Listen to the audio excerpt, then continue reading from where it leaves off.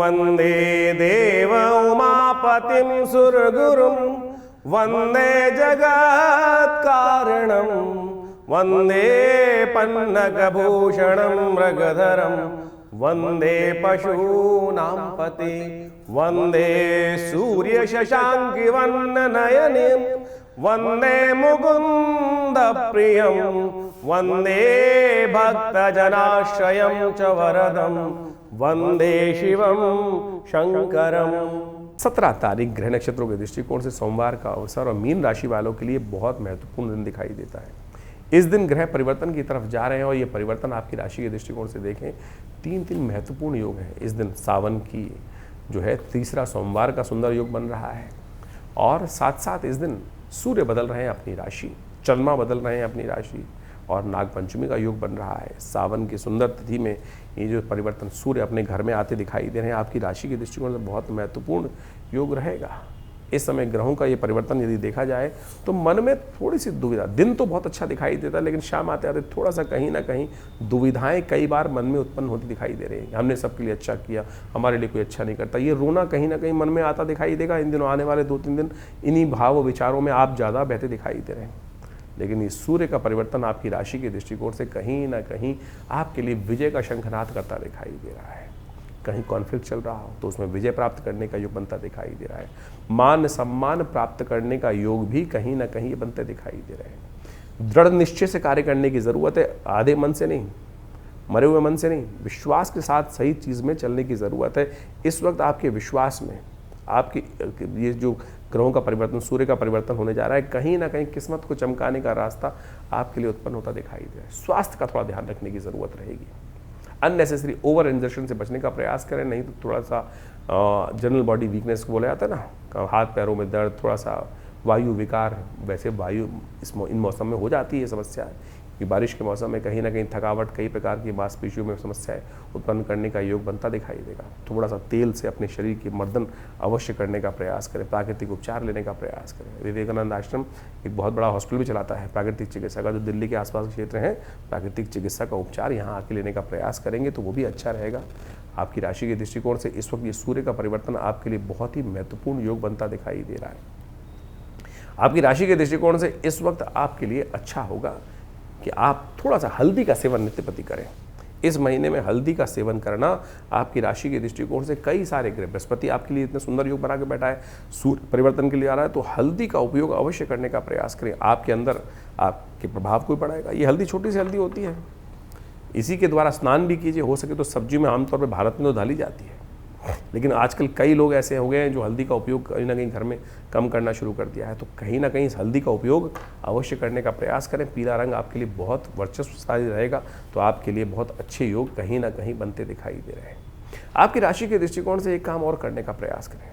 चींटियों के लिए भोजन बनाते हैं ना, थोड़ी रोटी तोड़ लीजिए और हर रोज़ कहीं ना कहीं थोड़ा चींटियों को भोजन डाल दिया कीजिए। ये कहीं ना कहीं रूहानी उपाय है और आपकी राशि के दृष्टिकोण से बहुत महत्वपूर्ण चीज़ आपके लिए बनाने के। हमारे पूर्वज जो थे, बल विश्वदेव यज्ञ की व्यवस्था हमारे हर घर में होती थी पहले। अब तो गैस आ गई तो बलि विश्वदेव लोग भूल ही गए। पहले के अग्नि खाना बनाते ही सबसे पहले माताएं अग्नि को अर्पित कर देती, फिर रोटी का टुकड़ा गाय को डाल देती थी। अब शहरों में आ गए, ना गाय ना गाय, कुछ स्थिति है नहीं, और जो कहा जाए तो लोग करना भी नहीं चाहते। और तो एक नई समस्या होगी, खिड़की, लोग बोलते हैं भैया हमारा घर तो सेंट्रलाइज एसी है, खिड़की बंद खुलती नहीं है। कौवे को रोटी डालने को बोल दो तो कहाँ जाएंगे, कौवा मिलता ही नहीं है।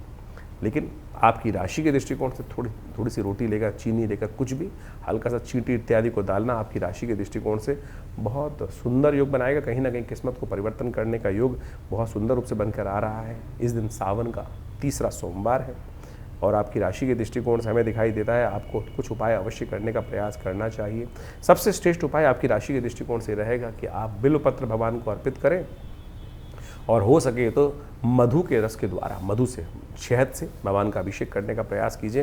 भगवान की कृपा से आपके लिए कल्याणकारी योग, वनस्पति का रस बोला जाता है इसको, जो मधु रस होता है वो बहुत सुंदर रहेगा। आपकी राशि के दृष्टिकोण से कहीं ना कहीं आपको लाभ देने का योग बनाएगा। तो सूर्य का परिवर्तन जो 17 अगस्त को होने जा रहा है बहुत महत्वपूर्ण है। सूर्य अपने घर में प्रवेश कर रहे हैं और अपने घर में जब सूर्य आते हैं तो उस घर को बढ़ाने का प्रयास करते हैं। कोई भी अपने घर को तोड़ने का प्रयास नहीं करता। तो सूर्य तो वैसे ही सूर्य स्वयं नारायण के रूप में अवतरते हैं, तो कहीं ना कहीं हर मामलों में कहीं ना कहीं स्थितियों को ठीक करने के योग अच्छे से बनाते दिखाई दे रहे हैं। तो आपकी राशि के दृष्टिकोण से कुछ खास उपाय हैं इस समय में सूर्य को बल देने के लिए आपको अवश्य करने का प्रयास करना चाहिए। वैसे तो इस दिनों सावन का सुंदर महीना चल रहा है। भगवान शंकर का यदि पूजन कर लिया जाए तो कहा जाता है वैसे ही समस्त अनिष्ट दूर हो जाते हैं। तो इस वक्त आप विशेष तौर पर यदि एक मंत्र है भगवान सूर्य का मंत्र जो रुद्र अष्टाध्यायी में चतुर्थ अध्याय में आया है, उमा कृष्णी नर्जसा वर्तमानो निवेशयन मृतंचा हिरण्ये सविता रथेन जाति भुवनानि पश्यन्, इसी मंत्र का भगवान सूर्य को अर्घ देते हुए उच्चारण करें। अहि सूर्य सहस्त्रांशो तेजो राशि जगतपते अनुकंपय मां भक्ता गणर्घम दिवाकरम।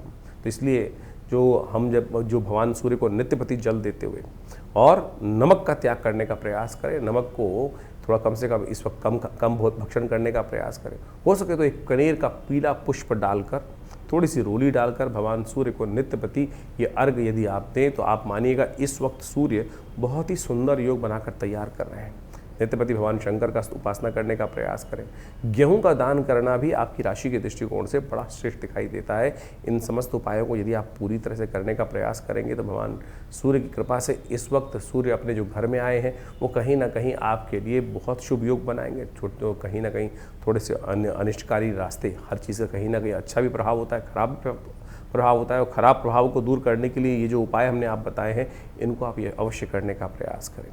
हो सके तो रविवार के दिन विशेष तौर पर गायत्री मंत्र का भी स्तवन कर लें, गायत्री से कम कुछ देर यज्ञ कर लें, तो भी भगवान सूर्य की कृपा से आपके ग्रहों का जो नेगेटिव प्रभाव होता है वो बहुत ठीक करने में, और अकेले सूर्य का ही योग ऐसा है कि वो बहुत सारे ग्रहों के नेगेटिव प्रभाव को ठीक करने का योग बना सकते हैं। तो इसलिए एक सूर्य को ठीक कर लेने से, इस वक्त पॉजिटिव लाभ लेने से आपके बहुत सारे ग्रहों को ठीक करने का योग बहुत जल्दी बनकर तैयार हो जाएगा। 17 अगस्त को ही सावन का तीसरा सोमवार भी पड़ रहा है।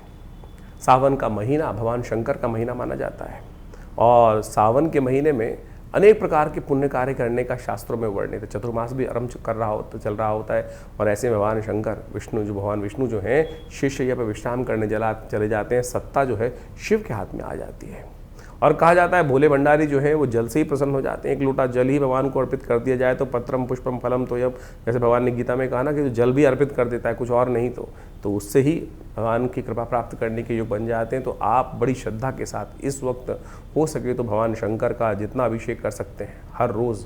भगवान शंकर को क्या प्रिय है, देखिए शास्त्र में अनेक वर्णित बातें हैं क्या क्या करना चाहिए, किस प्रकार से भगवान को प्रिय करने का योग बना सकते हैं, भगवान को प्रसन्न करने का। कहा जाता है कि भगवान शंकर को जो प्रसन्न करना हो तो भगवान शंकर को आपको क्या अर्पित करना चाहिए, एक लोटा जल अर्पित करने से भगवान प्रसन्न हो जाते हैं। भगवती दुर्गा को प्रसन्न करने के लिए उनको आभूषण उपस्थित करना चाहिए।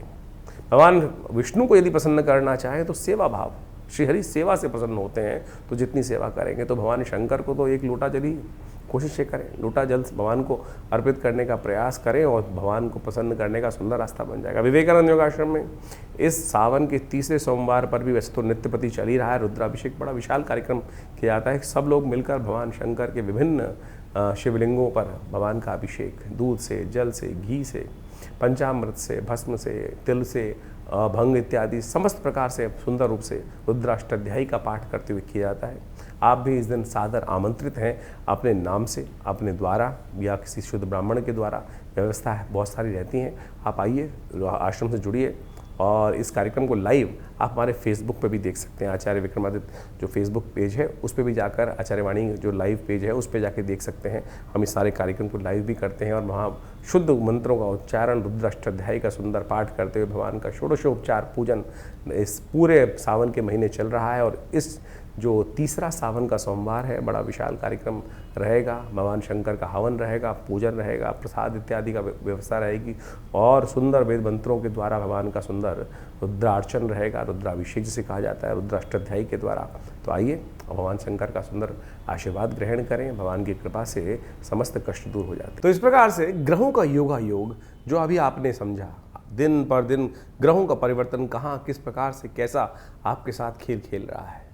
देखिए वास्तविक तौर पे हमको ज्योतिष के दृष्टिकोण से समझना चाहिए कि ग्रहों का परिवर्तन जो होता है हर प्रकृति के हर अंग पर अपना अपना प्रभाव डालता है। वहाँ चेतन जो जड़ से चेतन अवस्था की तरफ है, वहाँ उसका प्रत्यक्ष प्रभाव समझा भी जा सकता है, क्योंकि उसके साथ कर्म जुड़ा हुआ है। चेतनता के अनुसार, चेतन आत्मा के साथ जिस प्रकार से प्रति व्यक्ति के अनुसार से जीवन में जो घटनाक्रम घट रहे हैं, कहीं ना कहीं वो कर्म का प्रभाव जो है वो आपके जीवन में सुख दुख का कारण बनता है। तो इसको अच्छे से यदि हम समझ लें, अवश्यमेव भुक्तव्यम कृतम कर्म शुभाशुभम, जो शास्त्र का वाक्य है उसके अनुसार से चीज़ों को ठीक रूप में करने का प्रयास करें तो जीवन में कष्ट आए ही ना। तो आपको कोशिश ये करनी चाहिए, ये सुंदर रूप से जो सावन का महीना चल रहा है, सावन का महीना समस्त कर्मों से, जो दुष्कर्म है उनसे निवृत्ति का है। भगवान शंकर की कृपा से जो कृपा हो जाती है तो सत्य माने समस्त जीवन के कष्ट दूर हो जाते हैं। एक बार स्मरण कर लें भगवान शिव के मंत्र का। किस अवस्था में? उस अवस्था में कि जब देह बुद्धि आत्मा किसी प्रकार से उसका भान ना रहे, सब कुछ समर्पण कर कर परमात्मा के समर्पण भाव से यदि स्मरण कर लें तो कल्याण का योग बन जाता है। इसीलिए भारतीय संस्कृति में हर रोज़ एक नया उत्सव बनाया गया, हर काल में कुछ ना कुछ प्रार्थना करने का नियम बनाया गया, क्योंकि हमसे अज्ञानता में अनेक प्रकार के दुष्कर्म, अनेक प्रकार के पाप कर्म कहीं ना कहीं होते रहते हैं। मनसा वाचा कर्मणा जो कर्म करते हैं उसमें कहीं ना कहीं कोई दुष्कर्म ज़्यादा होते रहते हैं, पुण्य तो बड़ी मुश्किल से हो पाते हैं। तो इसलिए कोशिश ये करें, ये जो शास्त्र में वर्णित है कि किसी न किसी प्रकार से हर समय परमात्मा का स्मरण करें, भजन करें, उपायों को समझने का प्रयास करें, वही चीज़ें कल्याण देते। नहीं तो बहुत सारे लोग हैं इस संसार में जो उपाय करने के नाम पर पता नहीं कितने लाखों रुपए खर्च कर देते हैं, लाखों रुपए खर्च जाते हैं, वही जो परिणाम है वही ढाक के तीन पात रहता है। इसलिए तिल की ओट पहाड़ है, सरलता से समझें, आप परमात्मा की शरण में जाएं, सरलता से अपनाएं, समय को भोग कर कष्टों को जो है निवृत्ति का मार्ग जो है वो समय को समझ के ही प्राप्त किया जा सकता है। तो सावन में सुंदर रूप से हमने आपको कई बार बताया है कि बहुत सारे सुंदर कर्म, रुद्राभिषेक इत्यादि, भगवान शंकर का पूजन इत्यादि जो हम समय समय पर करते रहते हैं, बहुत सारे लोग आके जुड़ते रहते हैं, वो कहीं ना कहीं हमारे कष्टों को जीवन से दूर करने का सुमार्ग अवश्य बताता है। तो आप भी उनको अपनाएं, जीवन में सुंदर रूप से परमात्मा का भजन करने का प्रयास करें। अभी सावन चल रहा है, सावन के मध्यकाल में कई सारे ग्रह योग बनने वाले हैं, कई सारे ग्रह परिवर्तन की तरफ गए हैं, वो आपने सब समझा। तो कोशिश ये करें, जो सावन में सोमवार के सुंदर तिथि में परमात्मा का भजन करें, रुद्राभिषेक करें, बहुत सारे प्रत्यक्ष कर्म हैं।